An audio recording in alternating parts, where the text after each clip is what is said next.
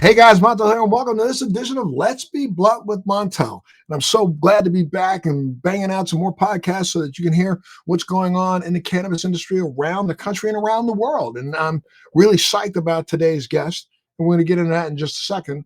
But, I got to tell you, I have been really a little bit more, I hate to say it, I'm so disappointed in our industry right now because everybody seems to be just sitting back and waiting to figure out what's going to happen next. And our activism has seemed to come to a screeching halt. I know that somebody's going to say, oh, Montel, you're not listening to what's going on around the country. I am listening to what's going on around the country. But I'm going to tell you that a majority of what's going on around the country are people are trying to get their own little license and trying to get their own little fiefdom and really not putting out the effort together to see if we can move the legislation needle forward. And why?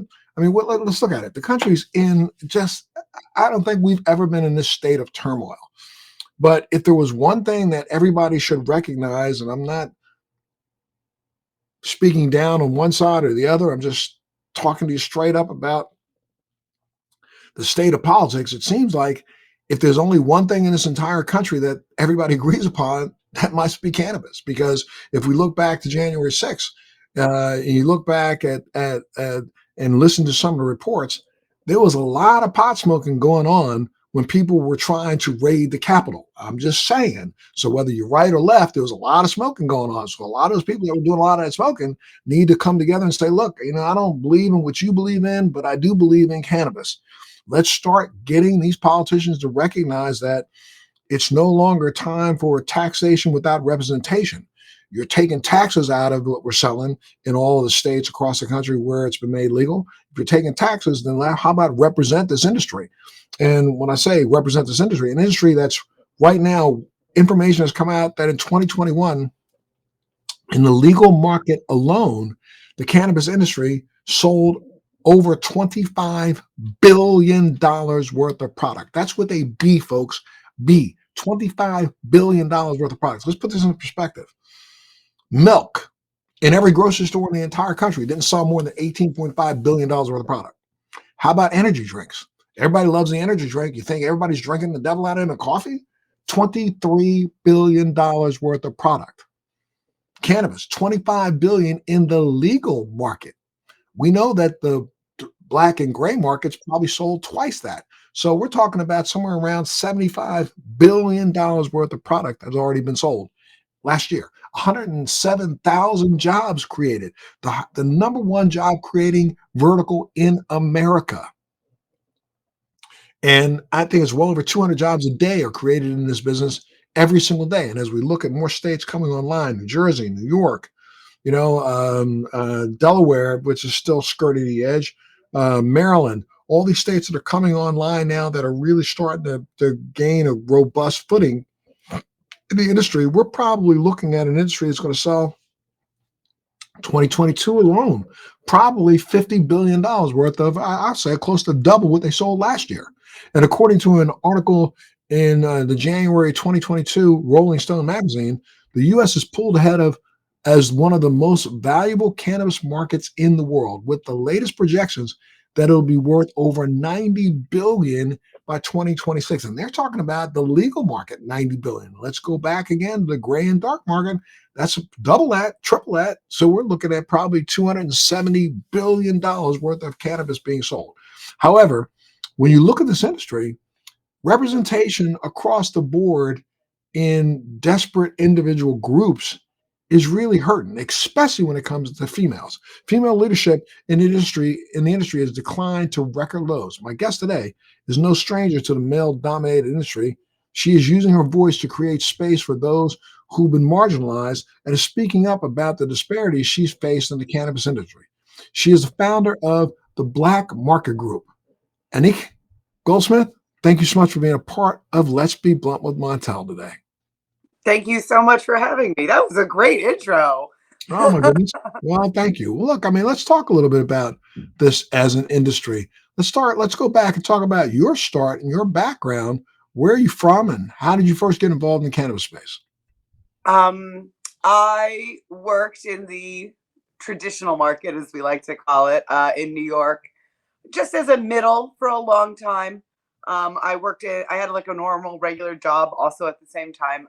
But I came out to Northern California and Humboldt County and became a cultivator and started working in the cultivation space, which is super, super male dominated, super white male dominated environment. And up until 2018, at which point I was actually arrested for possession with intent to distribute, and ended up on felony probation, which is when I entered like the legitimate time period of my career. I ended up operating several hemp farms and working, looking at cannabis from kind of like a 30,000-foot perspective, because we didn't have these false barriers for conducting business from siloed markets right now that exist in our cannabis space are unnatural, and like unnaturally affect our supply chain, because you have to produce cannabis that you smoke in the state that it's produced, blah, blah, blah, blah, blah. So working in the hemp space allowed me to understand how the supply chain was really going to operate in the long term. And now we're back here with partnering with Rakim doing his cannabis brand. So it's kind of been the whole arc and journey. So I mean, you were part of the legacy market to begin with, and then you shifted over now and become a part of the legal market only through hemp, or are you actually growing cannabis? And how does that work with were you felony convicted? I was convicted. I ended up being able to take a plea deal. I got an immense amount of privilege from being in my position of having resources and not being like right away treated like a violent criminal, as some people's experience with law enforcement is.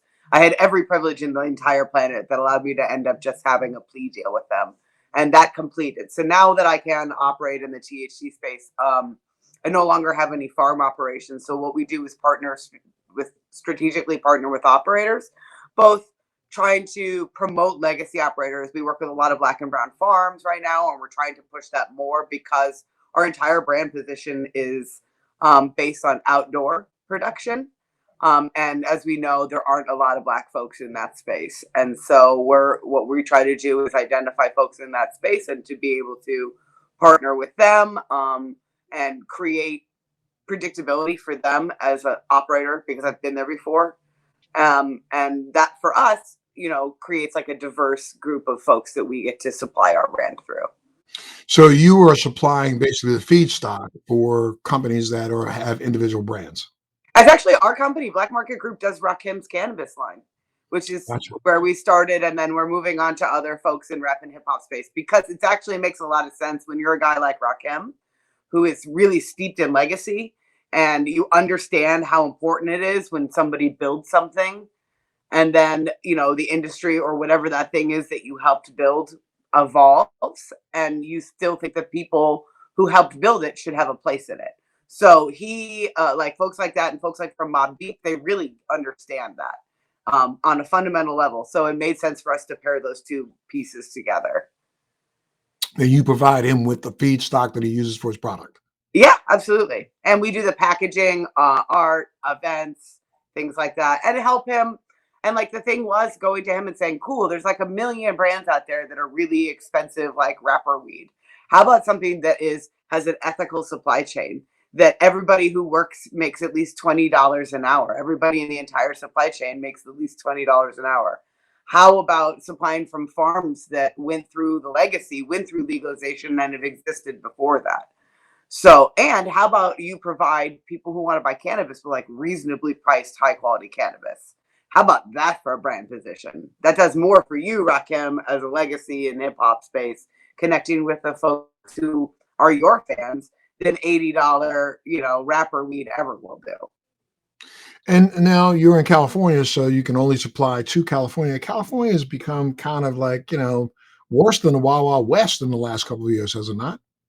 It's a nightmare. I mean, but nationwide, it's the same issue. California is just like the big ugly pimple head on it. The reality is that 80% of cannabis purchased in this country is purchased from the unregulated gray market or traditional market, despite the fact that 7 out of every 10 Americans live in a state with access to legal recreational cannabis. So we look at that 25 billion that you were talking about.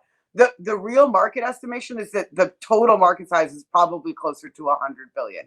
That means Right. that because we're so myopic and so obsessed with taxing the living crap out of operators at every step, like, because that was the great promise, the great compromise. We're like, we'll let you take so much tax money, just make it legal.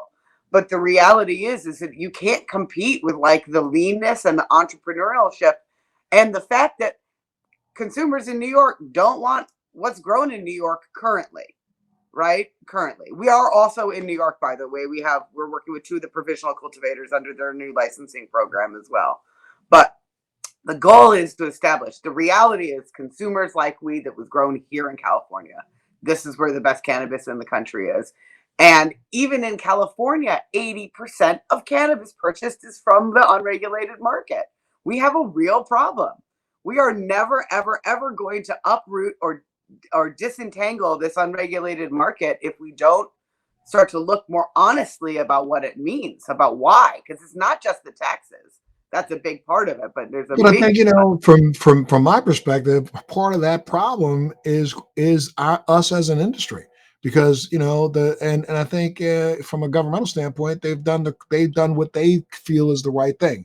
That's to pit us against each other, forcing us to scrape for the scraps, knowing that everybody scraping for scraps is never going to be in a position to actually do the kind of lobbying that they're going to need to do to change some of the laws, because you're so busy just trying to keep your head above water.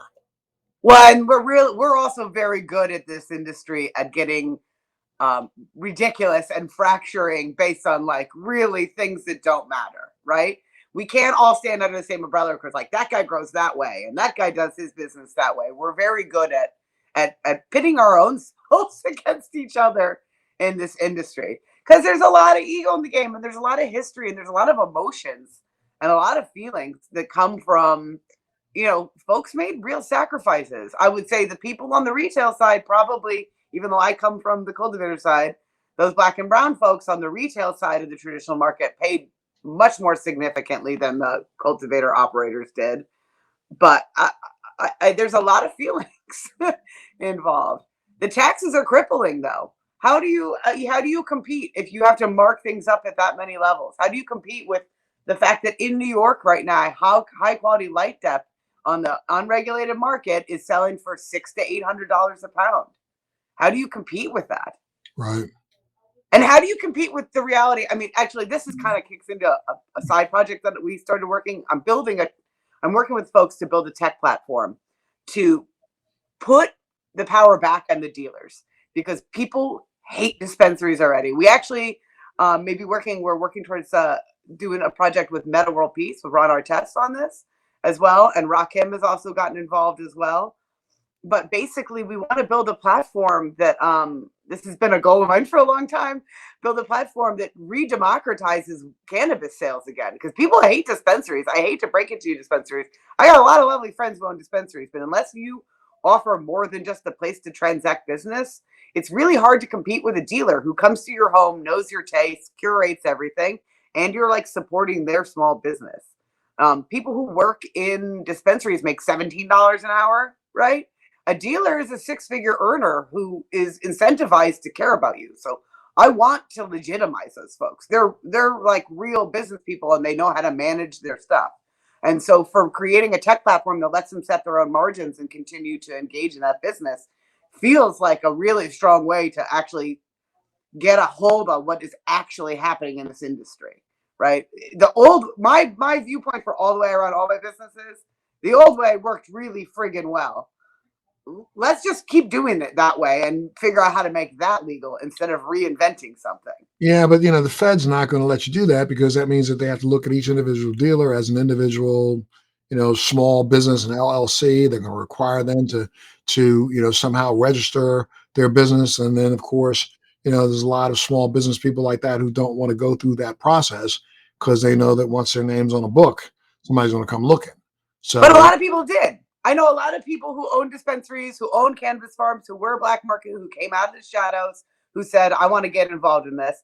And right now we can run them as there's nothing stopping us from running them under a retail delivery license. We just let them set their own margin. So they're 1099, right? They dictate their own operating hours. They set their own margin. And we have got actually on the inventory level tracking. The reality is we know that everybody isn't going to jump into the legal market, just like we knew back when legalization happened. It was like 30 or 40% of people. But there's probably somewhere between 300 and 400,000 dealers in this country that do six figures a year in business. And as someone who has been out there, you get taxed by the street. You get taxed by having packs seized. I've had cars seized. I've had cash just like literally taken out of my pockets by law enforcement for no reason. They just turn your purse upside down, empty it out, and go, have a good day. So these things already tax you. If I sat down and did the math of how much I made and how much tax I paid to the system in those time periods, they come pretty close to each other. So I think that, I not everybody agrees with me. No, that's okay. Well, tell me a little bit more about Black Market Group. Let's talk about how it was founded and who are your partners. And you already mentioned Rakim, but tell me a little bit more about the company. Yeah, absolutely. Art, my primary partner, and I, we got together last year because we were working on a project. One of our other business partners is an A&R in the rap and hip hop space, and he does a lot of work with features and things like that. Does stuff with Wu-Tang, and for me, it's always been about preserving. And same Art, my partner, agrees fully. It's always been about preserving legacy operators, folks who pay the price, folks who have been here since before. But right now I look around and I know what those folks need. They need someone to buy their cannabis at a reasonable price. Like that's it. That solves a lot of problems for people. Just please buy my weed and don't pay me $300 for it. Pay me a price that I can continue to live in dignity and grow more. And so for us, nobody cares who I am, right? Like I can talk until I'm blue in the face, but nobody cares. So we recognize that we had to pair with some folks that could communicate the message of, hey, vote with your dollar, support legacy operators, and B, that we can develop larger brands around. And so that's where Rakim came in. That's where all these conversations that we're having with Infamous Farms and Wu-Tang and folks like that came in. Because, I can't be the voice of that, but there are people who do have a platform that can be the voice of that. And if I can build a mid-market, affordable product, that means that I can continue to buy product from small operators and get everybody, not everybody, but help save some of the legacy operators until we all get to Fed legalization. Because here in California, as you know, we're all stuck with our own product. So until we can take it export it out of the state, there isn't a lot that small farm folks can do other than just tread water and survive.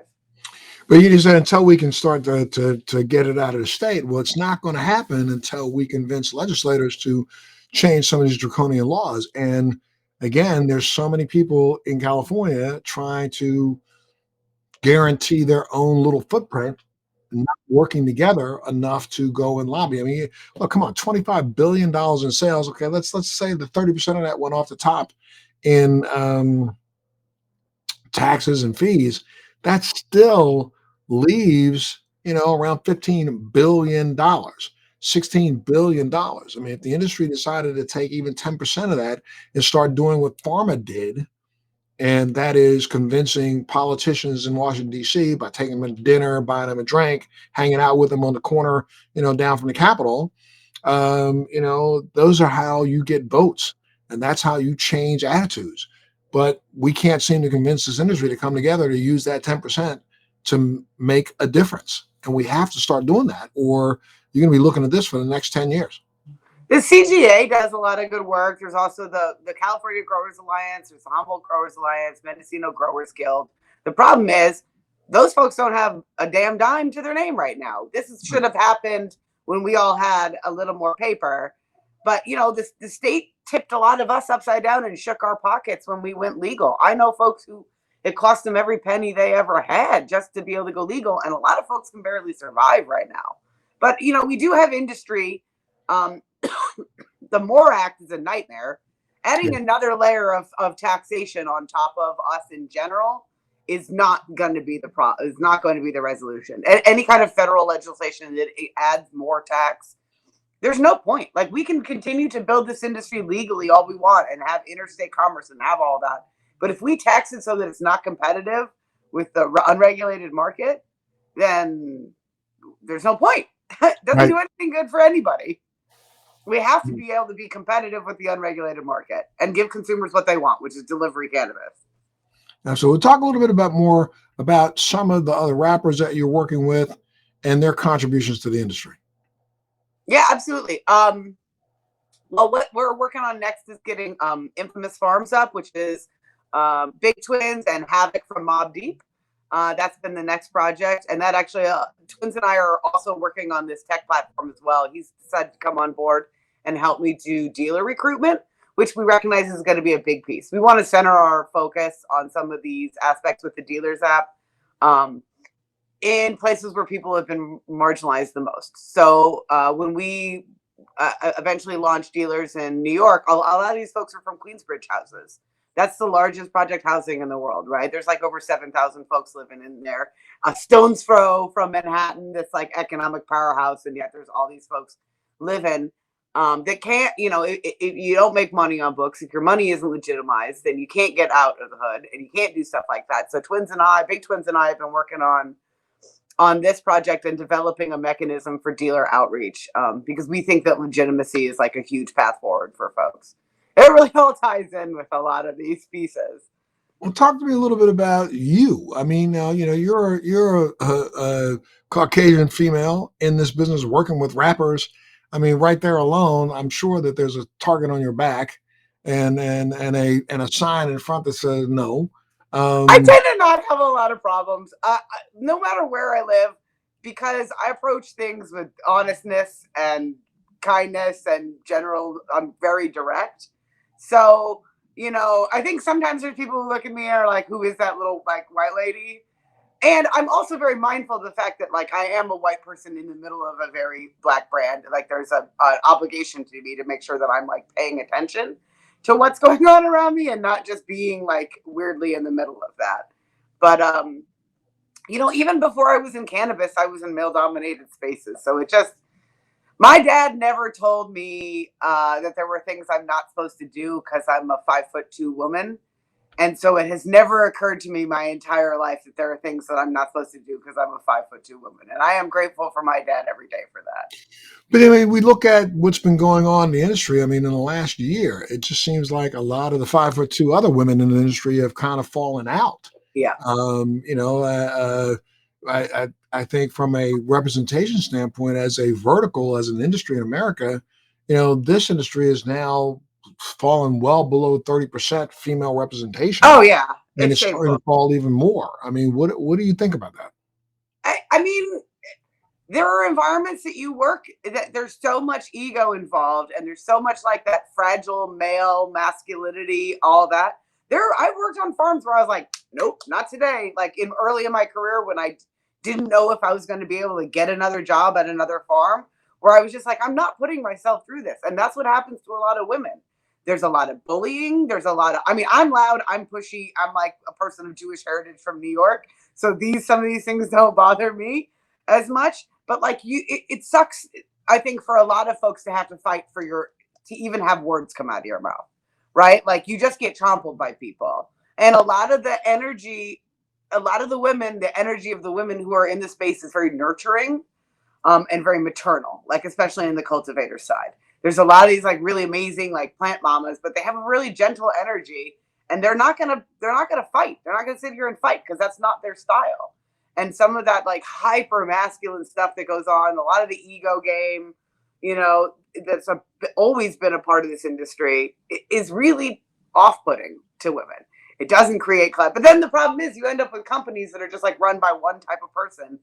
And you can look at companies like MedMen, not to name check y'all, but to name check y'all, to companies that are run in that viewpoint, and their track record reflects it.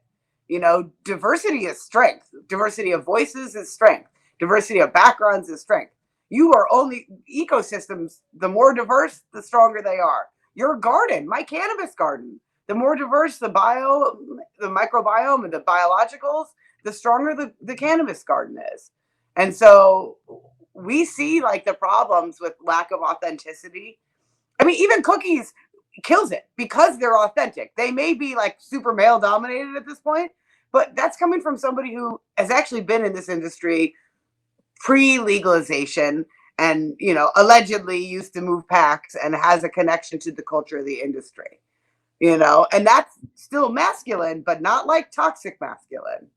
Got it. So So how do you think that we can get more women to come back to the industry? I mean, what's it going to take?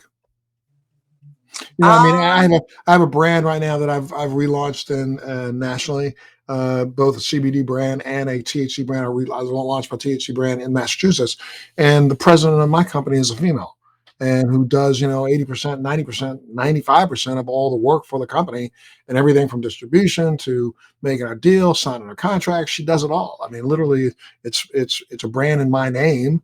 But I turn over most of the authority for decision making to Melanie McLaughlin. I want to team you two up together because I think that there may be some things that we might be able to do together in the future.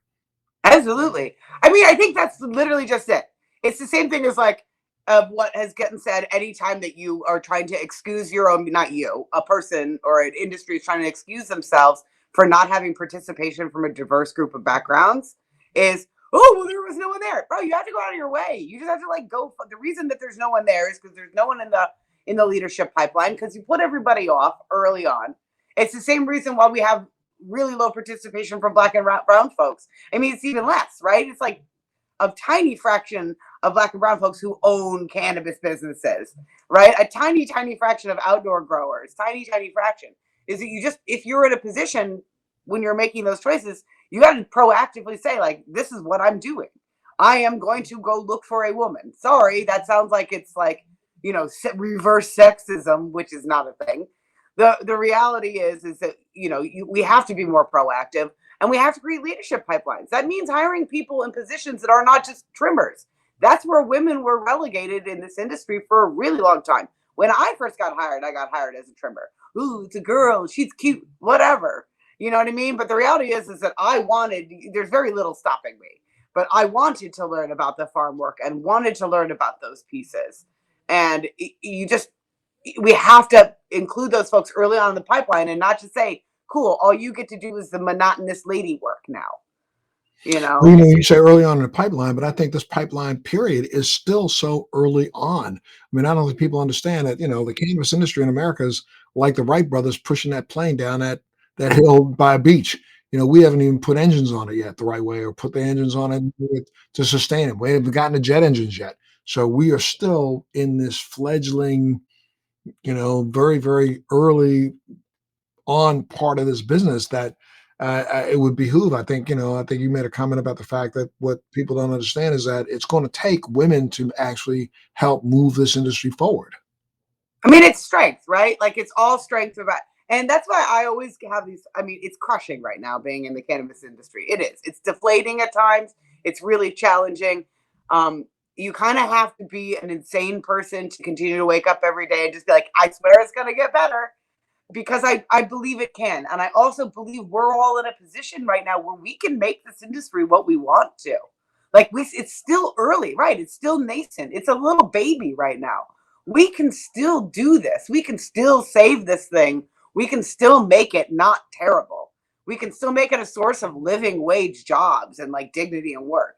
You know, cannabis farming is a gateway. Do you know how many people I know who are real farmers right now who produce food? And because they started in cannabis, they like raise livestock and run row crop market gardens and stuff because it's a gateway. Because there's something about it that's like, I don't know, it just makes you want to change your life. There's something about when you get involved in this industry, even when it's and I want to save some of that magic that used to be there, that's still there. That just, I mean, I remember I got to Humboldt, and it was magic. It was something. First of all, talk about the sexism. It was this true meritocracy. I can literally move more dirt from point A to point B. I can grow better cannabis than you. You can't tell me that I suck or I'm not worth it or I don't deserve being here because I'm a woman. Like it was, and then other than that, there was just something so incredibly magical about turning dirt into something that people value so seriously. You said it at the top of the show. I mean, all those racist, insane people running through the Capitol. Oh, they're smoking weed. Like, oh, the first guy. I'm bummed. Those are the first people who got to smoke weed in the White House. Like, I mean, not in the White House, in the Capitol. That's a real disappointment. But other than that, like, it is a unifier. When I worked with hemp farmers, I'm working with Republicans. I'm working with all sorts of folks because this plant, you know, creates bonds between Big Twins and I are like, that's like one of my best friends. You think one of my best friends would be a rapper at this point in my life? Like, how would that even happen? But it's this plant that brings people together, and it can do that. It really can. Like, you go to the real events like Emerald Cup Awards, and it's just a room full of weirdos. There's a guy on stilts. There's a dude with like a zoot suit and like an 8-foot long feather in his hat, right? There's a man dressed as a wizard because this was like a place for everybody to be. It's something that we all unify on. So we have to somehow preserve the magic of that energy, that real, authentic connection to the culture and to this plant as we go forward and build an industry. That's how we keep it diverse. That's how we keep it healthy. And I mean, but how do we convince other people and owners in this business to recognize the fact that diversity is what's going to move this industry forward? Maybe we convince the consumers instead. They're the ones who drive people's success. That was always my opinion is I'm not going to be able to tell the government that, you know, this is and that's, but like maybe we could just teach the consumers. That's always been the approach for me is. Well, I mean, but I think that's another area where this industry is sorely missing the boat. We're sorely missing the boat. We don't spend as much time even educating the consumers. We don't spend as much time reaching out to the consumer. We say, we got something here, come get it. But we don't explain to them why. We or don't why terpenes or why sun grown or why. Yeah, I know. I have that conversation all the time, nonstop.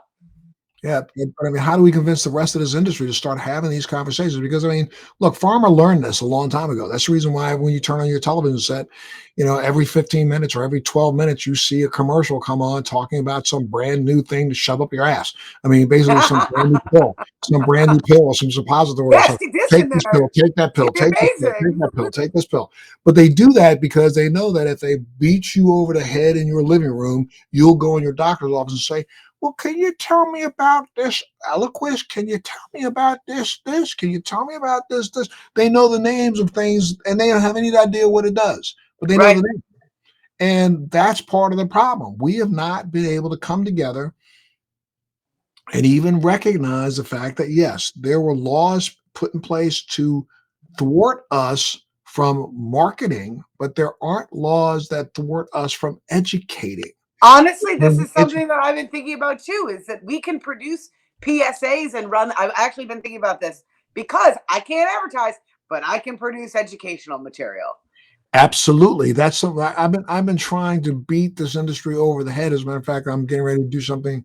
I'm working with a group again. One of you know, I went from 10 dispensaries in Massachusetts to 27 dispensaries plus, and I'm about to go to even more with my THC products that are really very, very specialized, medicalized products that I've now convinced one of the dispensaries that is one of the larger ones to let's start putting on events that are kind of like patient appreciation events. Let's put on events in areas because now a lot of the new states that are passing legislation have allowed for some form of public consumption even in private places. Well, why not take those private places, put on a big event, invite people out that are just a kind of curious. Let them come out and let them be schooled by people who are extremely knowledgeable about, you know, terpenes, about, you know, flavonoids, about, you know, CBD, entourage, bioaccumulation. Yeah. Listen, Absolutely. there's a dispensary in Los Angeles called Josephine and Billy's. It's Whitney Beatty and Ebony. Oh, I can't remember Ebony's last name. It's two Black women own this dispensary. It's actually funded by the parent company, which is Jay-Z's fund for helping to fund Black-owned business and cannabis. And every Sunday she does tea and terpenes. And her entire dispensary is very focused on educating the community and creating that. So there are some of these actions that are definitely happening on the smaller scale.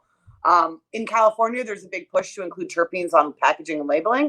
But I'll even just tell you anecdotally, my grandmother, who was 93 years old, Jewish lady from New York City, right? Never smoked weed her whole life. I got her to smoke weed one time in Atlantic City. Then she lives in this, she was like, it was hysterical, by the way. That was a very funny story. But she lives in this building full of like bougie old people in Portland now.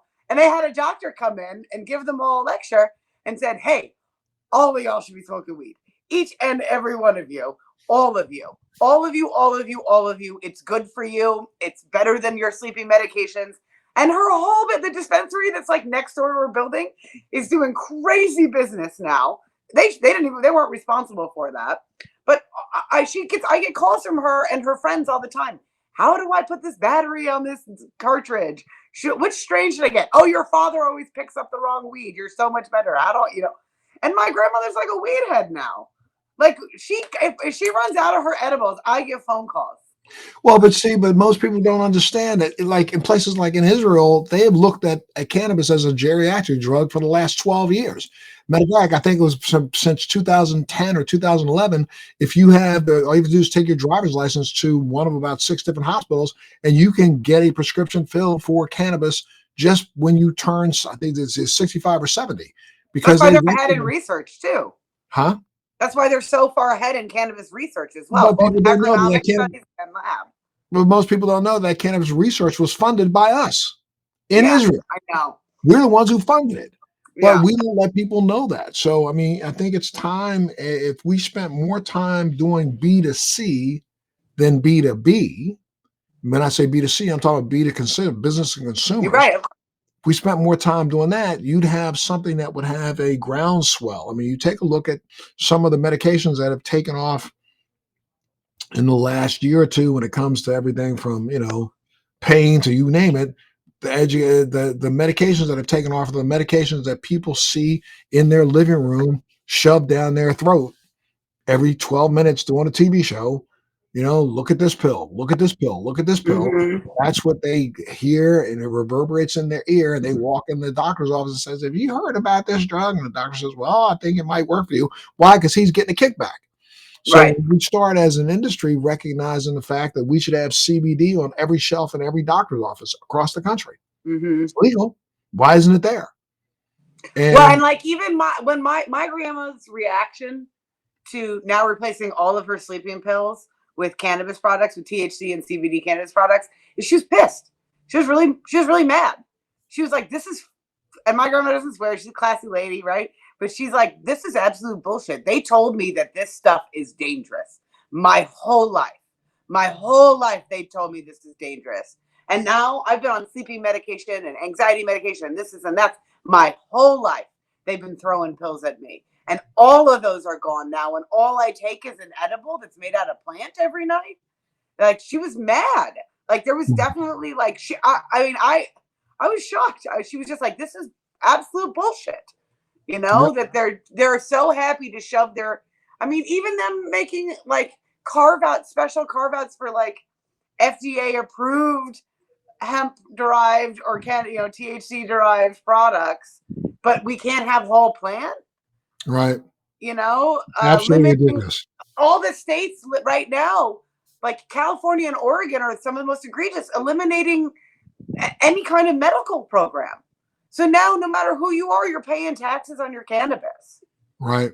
when it's medicine for a lot of it. Not for everybody, but for some people, it really is medicine. And it should be treated that way. Well, Yes. what do you love the most? And I mean, it should be treated as medicine, especially when the fact that we know for a fact, and this is something that again, the public, even I am shocked when I speak at events and I tell people that the United States government has owned a patent on CBD since 2002, and in its abstract, it says exactly what they think its medical benefits are. And they look at me like, "What are you talking about?" Yes, the US government studied it, funded all the studies, a lot of the studies that took place in Israel back in the 80s and the 90s, and literally gave themselves a patent in 2002. People look at me, "Are you really?" Yes, in fact, they did. We don't even know that. That's really kind of crazy. What do you love most about this industry? um that there is no defined thing yet, and that every day I get to wake up and create new solutions for problems, and that it's so dynamic and it's so collaborative, and that a lot of the people that you're bumping into have like all this amazing creative energy, and that everybody is just like, I mean, not everybody, but that creative energy really drives you. Like there's no agronomic studies. So when I worked in hemp scale, I got to invent new systems for scale operation. That doesn't do it for everybody, but that definitely does it for me. Like that was exciting. It's exciting every day. Yeah. And what do you hate the most about the industry? Um, the fact that I feel like you what we've been talking about today really speaks to it, is that we don't have a good way to speak to lawmakers about the ground floor reality without us viewing them as antagonistic, and which they can be, and them viewing us as silly criminals who are just trying to figure out loopholes for ourselves. That we can't have pragmatic, realistic conversations. Imagine if we lowered our taxes half. We cut the taxes in half, but we doubled the size of the legal market. Like, we would. If we cut the taxes in half, we'd probably double the size of the legal market. Yep. So not being able to have those conversations or see significant progress, watching people who taught me how to grow, who have been growing since the 60s, go out of business and lose everything right now is kind of the worst. I mean, really, it's heartbreaking watching people lose their farms, watching Humboldt County Planning Department take houses and homesteads that people built with their own hands in the 60s and 70s and declare them unfit for human. You know what I mean? Because all of a sudden there's now code enforcement in the hills. Just seeing some of the carnage of Yep. legalization is hard. Well, where do you see the craft cannabis business industry going as more and more multi-state operators take over the space? Someone's got to be running these farms, because it's the best place to grow cannabis in the country, period. I've run hemp farms and cannabis operations all over the United States at this point. There is a reason that the best weed comes from here, and it's because the conditions are ideal.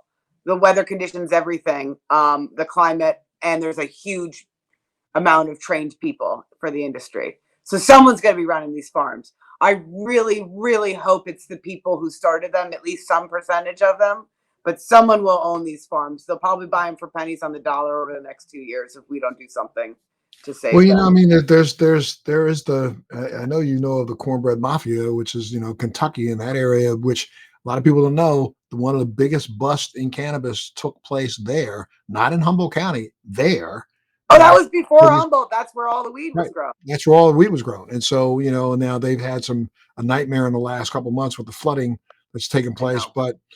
and that's probably damaged a lot of the hemp plants and a lot of hemp crops that are Oh, there. yeah. They're going to bounce back, and they're going to bounce back strong. But how come we got the hemp bill passed? Well, Mitch McConnell. Of course, McConnell is a Kentuckian who wanted to make sure that his constituency got an opportunity to have a piece of this market, but then he turned around and has been shoving everything up everybody else's butt since. And it's time to, turn around and recognize that yes, Humboldt County grows really good cannabis up in Northern California and Oregon area, but we do have other pockets in this country that, again, if we just came together as an industry, we could lobby strong. Anything else you want to add? Um, I mean, maybe to all those folks out there who are battling it right now, like, I think the message is true. We have to figure out how to get under the same umbrella, because if not, we're going to get flooded. We're going to lose our foothold. We have to figure out how to coalesce, how to work together, how to set aside operational differences, how to set aside things. I mean, gosh, I could be talking to everybody in the whole United States of America right now. The reality is, there was a time in which we all knew how to disagree and still work collaboratively together towards a larger mission. I mean, Absolutely. Especially now, this industry has really got to figure out a way to come together and coalesce, or we're not going to exist. I mean, yeah. it's one legislative initiative away from.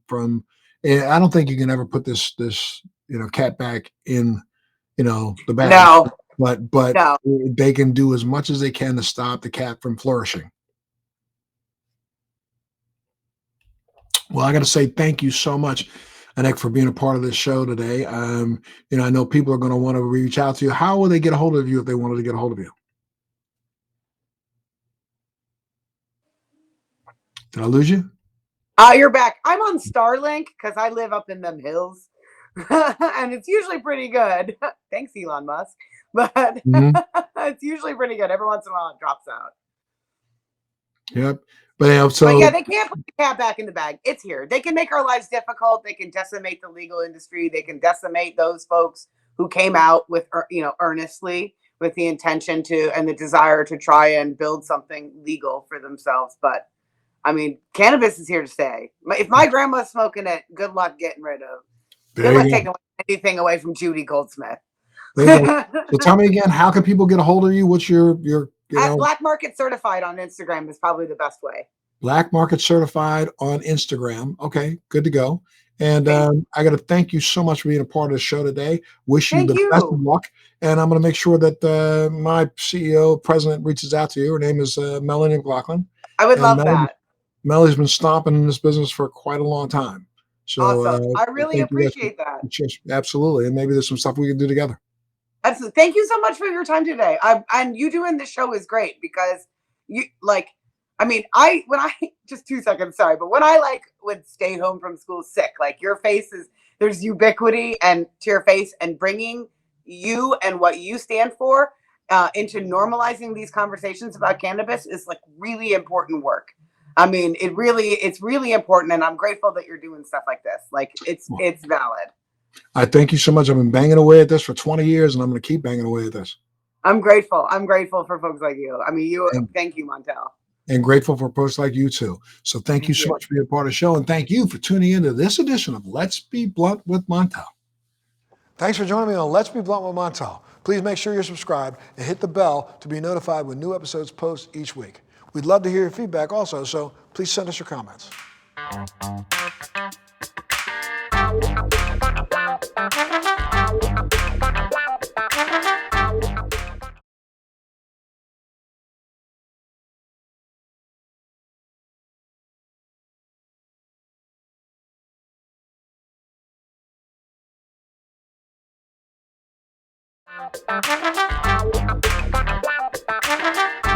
Hey guys, Montel here, and thanks so much for tuning in to this Blunts edition of Let's Be Blunt with Montel. Today's Blunts, I'm talking with Annick Goldsmith, who's the founder of Black Market Group. Thank you so much, Annick, for being a part of the show today.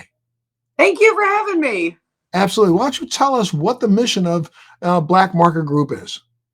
Black Market Group is about ethically sourced cannabis, a diverse and diversified supply chain, and living wage jobs. That's unbelievable. Look, if you want to hear more about a conversation I had with Annick, make sure you check that little block down below and don't forget to subscribe. But you can check out the full 40-minute interview that we did, and it's up online all the time now. So make sure you go ahead and look for it. And I can't thank you enough for being a part of Let's Be Blunt with Montel.